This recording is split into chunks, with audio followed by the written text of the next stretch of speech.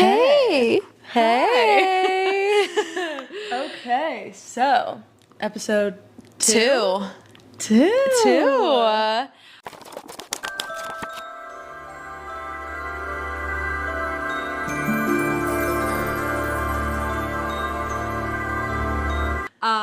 We want to talk about a different type of dream today. But instead of it being like the dreams you have for your life, it's the dreams you have when you're asleep. Yes. So... And what the fuck do those mean? And what do they mean? So Sid and I were talking about this last night. We were talking about how we both have like reoccurring dreams. And we've had reoccurring dreams consistently in our lives. And like dreams are just such an interesting thing. So I figured we could both share what our dreams are. Yeah, and our reoccurring dreams. And then I would like to look up the indications of what... So you know how like people say that if you die in your dream or somebody dies in their dream, there's like a meaning behind it. Have you heard that? Yeah. So I'm very curious because when I told Ellie my dream last night, she was a little concerned for my well-being. I was like, this is so like my little baby is so anxious. So when she was telling me the dreams that she had when she was a kid, I was like, okay, a psychologist could have told you that. Yeah, I could have learned earlier in life that I was an anxious person. Yeah. Do you want to go first or do you want me to go first? You go first. Okay, I have two. I'm going to tell you one first. Yours are darker, mine are lighter. Yeah, well... No, I'm not going to share the other one. The one. Okay, sorry. Yeah, no, for sure. Okay, so, two things I want to say. First, I think reoccurring dreams are a crazy concept because it's your subconscious, and I just think that's so weird that, like, have you ever been in a state of dream where you know you are cognitively aware that you are having a dream, but you can't wake up, but you know that the dream is occurring? Like you're awake enough to be aware of it, but you're asleep enough to be dreaming? No, okay, I've never.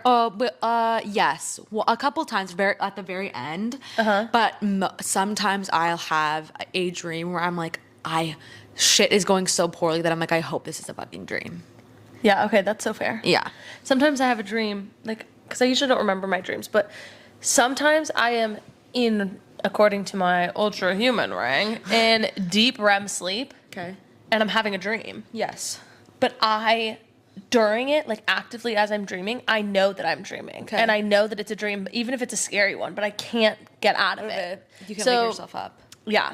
It's a very weird thing. So also, as a kid, this is really funny, but I had Alice in Wonderland syndrome. I sometimes still do. I don't know what, like, if you grow out of something like that, I don't know. I used to have that too, where I get big and small and big and small, yeah. And I used to have this dream that I was in somebody's hand and I was shrinking in the palm of their hand, or then I would get really big, or the hand would, it was a trip. That's not the recurring dream I'm getting at. That's just something I felt compelled to share. So my reoccurring dream was my biggest fear as a kid, and kind of now, honestly, is getting kidnapped. I'm so... Such a fair fear for a woman. It's scary. And my dad used to always make the joke that if I got kidnapped, that they would return me. But my dad was always very honest with us about like the scaries of the world. Like, you have to be careful about these things. Like, they never let us really view it through rose-colored glasses. I'm very grateful. They were very honest with how scary it is to be a girl and be a kid and whatever. And so my biggest fear was getting kidnapped because it was extremely real to me. And I had this reoccurring dream probably at least once a week, if not more frequently than that, from the time I was like 6 till I did recently have it in the last year. It's very weird to me that I've had this dream recently because I'm an adult who does not live with her parents. And like, so my fear of getting it involves my parents. My fear of it, it's just strange. But basically I had this dream that I would hear somebody breaking into the house. And in every house I've lived in, I've moved a lot, I was always the bedroom when you first got to the top of the stairs was my room. And then down the hallway was everybody else's. And I was always like right when you got up, so I could hear everything. So I would hear somebody breaking into the house. And I would run to my parents' room to go get them. And... He likes to play fetch. And I would walk into my parents' room and I'd be like, Mom, Dad, somebody's here. And you know how every mom, like, the joke is like when you wake your parent up, they're like, My mom does it all the fucking time, yeah. And they would break up and be like, like they would wake up like that. And then they would be like, what's wrong? And I'd be like, somebody's here, somebody's breaking in. Yeah. And they would all of a sudden, my parents would look at me and like pull off like a full-headed mask, like literally like their face, and it was the kidnappers. And I would wake up freaking out. I would freak the fuck out. It was scary. It's so scary, but I used to have an irrational fear when I was like 6 or 7 too, where everybody's gonna unzip and become like be an alien. And like that nobody is like trustworthy, and like that I am like alone on this world and like everyone's trying to kill me. But that's what I'm saying, like, okay, but in your dreams, like, so our brains don't know what happens after death, right? Like, we can't conceptualize that because we've never experienced it hypothetically. So if you die in your dream ends before you can experience death. Yes. Because our brains don't know what that's like until you experience it, obviously, right? Yes. But there's a lot of things that I haven't experienced. Like I have never experienced. Well, yeah, there's a lot of things that I experience in dreams that I haven't like necessarily experienced. It's just like my hypothetical. So it's interesting that like death is where the brain draws the line, right? Mm-hmm. Because you could obviously like dream about what death would be like, guess what it would be, but our brain doesn't allow us to. And so two things that I think are interesting is that one, I saw the face of the kidnappers, but I couldn't tell you who they are. I have no idea. However, our brains are incapable. I looked this up one time because of this dream. Are incapable of creating a face. Yeah, we cannot make up a face we've never seen before. It's always you're always seeing somebody that you've seen before. Yes. So anybody that appears in a dream to you is somebody you've seen before, even if you don't know them or you don't recognize it. So one, I would see the kidnappers. Two, my dream would always end as I would scream and somebody reaches for me to like come kidnap me, and it would cut off there. Either A, because my brain was blocking me from experiencing what happened next. Yeah. I don't know. So anyway, I want to look at that. Meaning my other recurring dream was that I was getting chased by wolves. Wait, let me ask. It's going to be like, that's your fucking anxious, bitch. Yeah. They are usually, it says, reoccurring dreams like this can feel super intense, but are usually symbolic rather than literal. What you're describing is actually a common anxiety type dream theme tied to trust, safety, and identity. Here are the most typical meanings. Feeling unsure about who or what is safe. Dreams where familiar people reveal themselves as strangers or threats often show up when you're going through a phase of uncertainty. It might reflect the fear that somebody could change or anxiety about stability. Fear of, I moved a lot as a kid. Well, that would make a lot of sense because you moved a lot as a kid. She would like lived in Dubai, she lived in Connecticut, she lived in California, she moved back to Connecticut, New York, Germany, all over the world. Okay, fear of losing control. What did I say the other day? I said, quote, I'm a fucking control freak. She hates losing control. Kidnapping dreams rarely mean actual kidnapping. It usually symbolizes feeling powerless, feeling like situations in your life are being controlled by others, or pressure from expectations or responsibilities. If you had this dream when you were younger, it can relate to figuring out who you are versus who others expect you to be. Realizing your parents aren't perfect. Normal developmental fears around independence. Okay. Wow. Your brain is testing worst case scenarios. Kids and teens especially dream about their caregivers being replaced or not real because the brain is wired to run fear simulations to protect you. So yeah, that is what the internet says about my reoccurring dream. It's very strange. So I think that it's about your like changing fear of stability, all the things. So I think that's so true though. Like there's a lot of fear around like instability and like changing caregivers. Plus your dad was gone a lot, so that would make my sense. dad was working a lot. I love my parents. I'm very close with my parents, but it's just interesting to reflect on your childhood. Completely. Like so what was yours? I had two. A reoccurring dream was always the same when I was a kid. I've had like a couple recurring dreams, but there's one I want to analyze, but I'm just gonna tell this one. I don't even know how I can like put this into the internet and like ask you what this dream is about. But when I was a kid, I used to get really scared a lot. Like I hated sleeping alone. My dad or my mom would have to sleep in bed with me like while I fell asleep because I hated being like alone. It would give me a lot of fear. So the dream would always start the same. It would be me in the middle of the night and I would wake up and like in the dream, wake up and I would be like kind of like hovering down. Like I had a long hallway. So I was the opposite as you. My parents' bedroom was always like at the top of the stairs. And then mine was always down the hall. And so I was down the hall. I would wake up. I would go out. I would be floating. I would be running. Something would be chasing after me. I would be running, knocking on my parents' door, trying to get to them. The door would open. They would be like asleep. I couldn't get to them. And then I would turn the corner and my parents used to have like this like ceramic like tub that like sunk down like low, and Moaning Myrtle from Harry Potter would be waiting for me. See, I thought when Ellie told me this at first, I bypassed all of the traumatic things it could mean and immediately went to, how did you not know you were gay? Yeah. Because it is a female character. Completely. There are so many scary elements of Harry Potter. Completely. So many. For a child, for sure. Yeah. But she was always the freaky. I don't know why. She would always be waiting in the bathroom for me, and she would literally just be sitting there waiting. But it wasn't really Moaning Myrtle. That was like what she was in my head, but she was a lot creepier in my mind. Like she was like a woman with like it was really like with like stringy black hair that was like wet and like I don't know. It was, and she was like always like in white. It was really weird. And I would wake up and then I would Let's look it up. and I would freak out. Okay, while you look that one up, another one that I would have that was super fun that I loved having was every year around Christmas time we would be like in a different house, and it would be like this ceramic house that was like up the street from my house as a kid, and I would run down the stairs and there would be a Barbie dream house waiting for me. Wait, when she said this last night, we were like dying. Like laughing. I don't know what, and I always had that dream, and it was like, But it was an extravagant dream. It was an extravagant, insane Barbie dream house, and I did in fact have a Barbie dream house, and I loved my Barbie dream house. But this one was like next level Barbie dream house.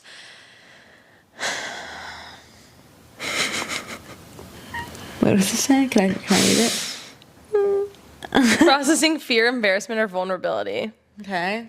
Bathroom dreams often symbolize private moments, bodily control, or feeling exposed. Myrtle herself is tied to being watched, being teased or misunderstood, or being stuck in a place you don't want to be. I always had a fear of being stuck in a place that I don't want to be. So the dream likely wasn't about ghosts. It was about feeling watched, anxious, or judged during a time when Ellie was figuring out boundaries and privacy. Common interpretation, fear of dark nighttime vulnerability. Young kids often dream about somebody waiting for them in a bathroom because late night trips to the bathroom are already spooky. Processing embarrassment. Myrtle's whole storyline is tied to humiliation and being picked on. Ellie might be dealing with social anxiety, feeling sensitive, or worried about doing something wrong. Oh, I was always worried about doing something wrong as a kid. I never wanted to be a problem. I always wanted to be the good kid. Yes, exactly. That's very not younger child of you, actually. I think that's a pretty older. That is an older child thing, but anyways, my other dream that I have always, but in different iterations, is I always have a dream that somebody's like assaulting me, but I can't punch them. Like assaulting you, like beating you? Like beating me or getting really close to me or like trying to like break my boundaries, but I'm incapable of like fighting back. And recently though, weirdly, all of the people that were like really mean to me when I was a kid and like would make my life and like would kind of haunt me a little bit have come back into the dreams, and I've been able to like punch them. Do you think it's because you've gotten over something? I think it's for sure because I worked through something. It's for sure because I worked through something, because it kind of happened after I went to like this therapy session where I was like, kind of like, I don't need to feel as guilty about these situations as I have. Like people took too much blame on me versus like other people, and like they should have taken more accountability for the role that they played in like the harm of my life. But it was always about like what I did wrong. And see, never now about, like, I want to how know. people betrayed me. Now I want to know. Okay, hold on. I'm asking the internet another question really quickly, because obviously we don't have a dream professional. We don't. To interview right now. That would be so fun. I'm gonna interview the internet, and maybe in a couple of years we'll stitch this with a dream professional. Hold, please. Can you explain how it is possible to associate psychological meanings with specific dream interpretations? Like, I want to know how we even know that it's possible that these things mean these things. How are you testing it? You're in a subconscious state. Dreams come from the same brain regions that process emotion. When you are asleep, logical parts of the brain quiet down and emotional areas become more active. Also, not a medical professional, please don't take this seriously. It is literally from the internet. Okay. Anyway, I'm not WebMD. Dreams often show fears, stress, conflicts, desires, unresolved feelings. Okay. The brain uses symbols because it thinks in images during sleep. While awake, you think in words. While asleep, your brain thinks in images, story fragments, and metaphors. This is why a dream about being chased rarely means someone's actually chasing you. It usually reflects some kind of pressure or avoidance in real life. It's not mystical, it's just how the brain encodes emotion. Reoccurring dream themes show up across cultures, not because everybody has the same life, but because we share the same brain wiring. Common themes are falling. Oh my God, did you have the falling one? Yeah. Being chased, teeth falling out. Falling out, I used to have that one. I've never had that one. Showing up naked, that's a big one. I've never had that one either. I've had that one a lot. Being unprepared or seeing loved ones act differently. These all relate to universal human experiences of anxiety, change, stress, uncertainty, or self-worth. Dream content is influenced by memory. Wow. Wait, interpretation isn't fortune telling, it's pattern recognition. When psychologists interpret dreams, they don't say this symbol means blank for everybody. They say this type of dream often appears in people experiencing blank emotion. Interesting. Okay, that's not how I thought of it, because in my head I was like, oh my God, if you see somebody dying in your dream, it means new beginnings are happening. Like, you know what I mean? Yeah. Well, I read once that if you have a dream where like somebody is pregnant or you're pregnant, it means that big change is coming in your life.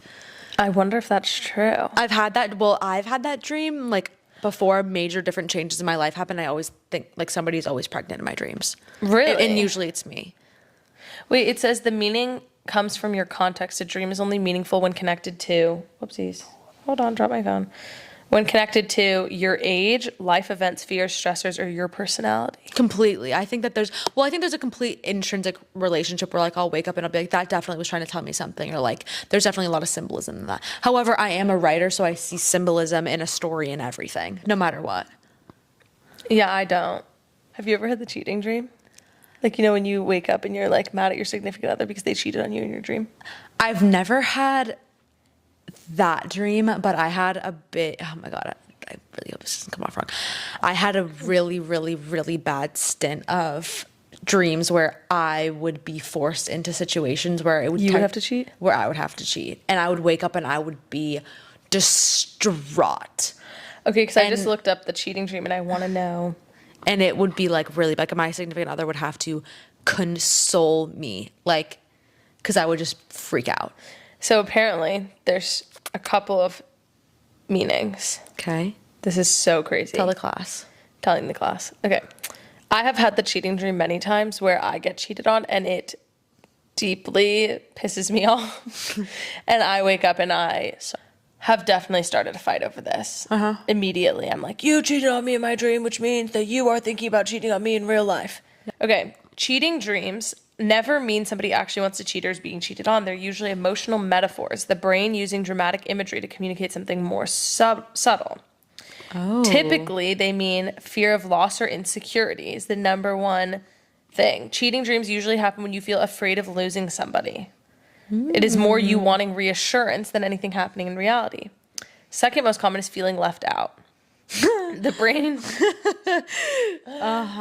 brain uses cheating scenarios to symbolize feeling like someone else is getting attention you want, feeling less important than you think you are. This could be about a partner, friend, or even family. If you cheat in the dream, fuck, I'm scared. This usually means you feel guilty about something, you're afraid of disappointing someone, you feel torn between two priorities, or you are not fully expressing a need you have. Well, I'm really bad at expressing my needs in a relationship. Like because sometimes I don't even know what my needs are because I like to pretend that I have none and that they don't need to be met in any capacity. But then also I think that that's true about being pulled between two things doesn't feel accurate. Feeling guilty about something, potentially feel guilty over the stupidest shit. Like, okay, if you were feeling forced into cheating in your dreams, it means that you were feeling backed into a corner, feel like too much was being expected of you, feeling like you cannot say no, or feeling responsible for keeping the peace. It is about control and pressure, not romance. You have a fear of disappointing people. Being forced into cheating often shows up in people who don't want to hurt anybody, hate conflict, or worry about letting people down. Ooh, that's a big one for me. Interesting. In the dream, it might come from a period of time where Ellie felt overruled, not listened to, trapped by circumstances, or guilty for things she didn't actually choose. Please. Yeah, okay, next one. Processing an old fear or past dynamic. Like they always had to be the easy one, like their feelings weren't the priority, like adults made choices for them, or like they felt overshadowed and ignored. It's definitely more accurate because it was never that I was voluntarily cheating. It was that people were I was being forced to cheat in some capacity, and I would be super upset and really, really mad. And I would be super sad because then I would wake up and I would feel horrible because it's a sign that you're too empathetic. People who get dreams about forced into cheating are usually highly empathetic, sensitive to others' expectations, or likely overthink their impact. I do like to overthink my impact, but not in a narcissistic way. Yeah. It's a self-deprecating way. That's so interesting. Yeah. Well, dreams are really just like a fascinating landscape where you're just able to process everything that happens during the day and everything that's going on in your life. That's really what it is. Like I took a psychology class on dreams once. Well, it had a dream aspect to it, and that was the case. Yeah. Well, I want to say my dad's reoccurring dream. My dad has a reoccurring dream that he's had since forever. It's one of the first things he told my mom when they started dating, which was when they were in college. And my dad has had this reoccurring dream always. And I don't know the details of it, so excuse the gaps in the story. But he knows where, when, how, what he's wearing, what time, what date, down to the year where he dies. He knows the year, he knows the time, what he's wearing, what he's doing, how it happens. And so because of that, he has no fear. Like, whenever we do something reckless, whenever he does something reckless, he's like, well, I know it's not how I die. So it won't happen to me. We talked about this last night with my roommates, but he believes it so much that he told my mother when they started dating, like so much so that he believes it now to this day. Like, but it is an interesting thing of like, can you ever know something of that nature? Are you meant to know? Is that like a glitch? Like, yeah, what like, happens? Well, that's the book that you were telling me about, where people get a letter in the mail saying that they die. One time, just kidding, I'm not going to share that. But what about the level of consciousness? Like, that's like what I'm thinking of, like, is how. What about the level of consciousness, though, that I wonder, like, is it even humanly possible for your body to be telling you that information? Well, I don't think it would be of your own consciousness. I think it would be another thing telling you. A higher power. Like a higher power telling you. What are you reading? I'm reading about my dad's recurring dream. Oh, okay, God. What does it say? It basically says that he likes to anticipate risk, likes to plan ahead, feels extremely responsible and undertaken for things of others. Well, these descriptions of the dreams help me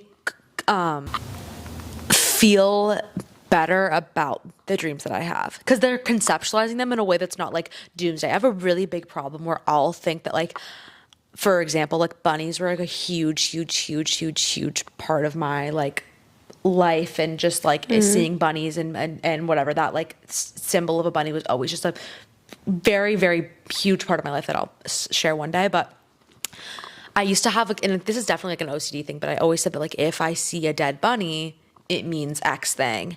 And I would convince myself of these things, like convince myself that I saw certain things. And I saw a dead bunny like a couple weeks ago, and it haunted me. Like, I convinced myself so hard that this meant something, like that everything means something. Or I'll have dreams and I'll be like, oh my God. And I would wake up for these cheating dreams and I would be like, oh my God. And I'm like a horrible human being. And it means this, that, and the other. But I think that's the complicated thing. I mean, about dreams in general, and also like signs and things, and also like subconscious consciousness, like all these things. Is like, if we assign a meaning to everything, does then that dilute the meaning of it? Like, you know what I mean? That's a really good point. But also, like, what do you decide that has meaning and what doesn't? If you assign meaning to certain things, what gives that meaning, and something else no meaning at all? And then also, in a dream, like, everything is so contextual. Like, it literally said, like, it doesn't matter. Like, I could have a dream at 23, you could have the same dream at 44, and that would be such a different, you would have a completely different, like, iteration of it depending on, like, what you're going through in life. Yeah. It's really interesting. No, it is. I just think it's interesting because it's like, like, not everybody remembers all their dreams. Like, most people, you probably dream every night and don't recall it. Like, in the morning, don't even know. But at the time you were. And I just think it's really interesting because not every dream means something. Some dreams are literally just, they don't mean anything. It literally said that when we looked it up, and I'm sure that's true to an extent. Like, some dreams don't mean anything. It's literally just like your brain calming itself down, entertaining itself, like whatever. But some dreams like deeply reflect an emotion or something you're going through. But it's really hard to interpret which is which, because especially if you're like us and like everything has to mean something, and everything is anxious inducing and everything is warning you, like, and that's the thing too, like, I think that anxiety just stems from like a fear of like losing control, which really, like, control is a complete illusion. Like, you really never ever actually have control over certain circumstances. Like, anyways, but I used to have this, I had a dream, and I've had it a couple times where I literally, one time I have the weirdest dreams that I'll have. Like, I say this every single day to my love, my deep love, the love of my life. I come out and I'm like, oh my God, you'll never believe I have the craziest dream. She consistently is always like, Ellie, you say that every fucking day. What is it this time? One time I had a dream that we were like at a park together, and then all of a sudden the park turned into an ocean, and then she was jumping into the ocean and biting a shark. One time I had a dream where like the two of us were, I don't even know, it was so weird. But I had a dream once where I was walking a donkey, and the donkey and I were having a full-on fucking conversation. I mean, dead ass, this donkey was talking to me. But you know that people, like, it's the same concept, like, last note about this though, that like I feel like you're not giving that enough. I was walking the donkey, and the donkey was talking to me. no, weird. Like, let me say it one more time, maybe the reaction I want. I was walking a donkey, and the donkey was talking to me. No way. Isn't that not so fucking weird? Fucking crazy. Maybe You I'm just trying to be blew my different. goddamn mind. Maybe I'm just trying to be. That was. I woke from that dream and I was like, "What the fuck did I smoke but it's last like- night? but you I know- don't smoke." But you know when people like, there's like, I've never done shrooms personally, but people do shrooms and then they're like seeing things. Yes. And then apparently that gives them like an in-depth like mental awakening of things. Yeah. Like I do think these things like are intentional. Like our brain Completely. If we can't come to terms with something, like while we're awake, our brain like forces ourselves to come to terms with it or interpret it or swallow it in some sort of way. Completely. Moral of the story is Well- dreams are whack. Again, moral stories, dreams are fucking crazy. But I do think that there's such a weird like connection between the dreams that you have and what's going on. And there's so much about the brain that's undiscovered, and there's so much that I'm so interested in, like the really famous like astrophysicist who talks about like the combinations between like the connection between shrooms and the brain. I want to like dive into that one day. Yeah, I would love to. And just Totally talk to agree. like different people about the brain, because I think it's fascinating. I love psychology. I love sociology. This is very exciting. I feel like we just unlocked something. Yeah, no. Okay, I love it. It's also just a really weird concept. Like, it's just like a mind fuck. It's a truly. mind fuck, or like when your brain like forgets certain traumas that have happened to you, and your Yeah, brain can knows physically block it out. and like knows what you can and cannot handle depending on like what your consciousness, what you get. I don't know. It's so interesting to me. Anyway, so we still haven't figured out what the fucking ending is. Yeah, we still don't have an outro, but that's okay. Moral of the story is that dreams are whack, and hopefully you relate and we don't just sound like a bunch of fucking freaks who are... If you did not relate to a single minute of this, I'm going to feel a little weird about myself. I'm No, not there's gonna no lie. way. Many people have had dreams. Like, comment the dream that you've had. Comment your reoccurring dream. Yeah, We'd comment love your to re- analyze it for you. Yeah, literally. Like, or like look up what it means. Like, if Yeah. you've had like a recurring dream of like naked, falling, Teeth falling out. teeth falling out, hair Or your falling own. out, or your own reoccurring dream that's like completely innocuous and totally random. Anyway, so Yeah, love you. love you. We'll see you when the book opens again. We're going to workshop that. Okay. See you when flip. We'll see you flippy flip. We see you on the flip side? Yeah, we'll see you on the flip side. I don't like it. I don't like it either. Okay, we'll workshop and get it back to you. And if you have anything that you would like more, let us know. Yeah, any outro ideas, any video ideas, we're really open to. We're really open to anything. Okay, bye. Bye.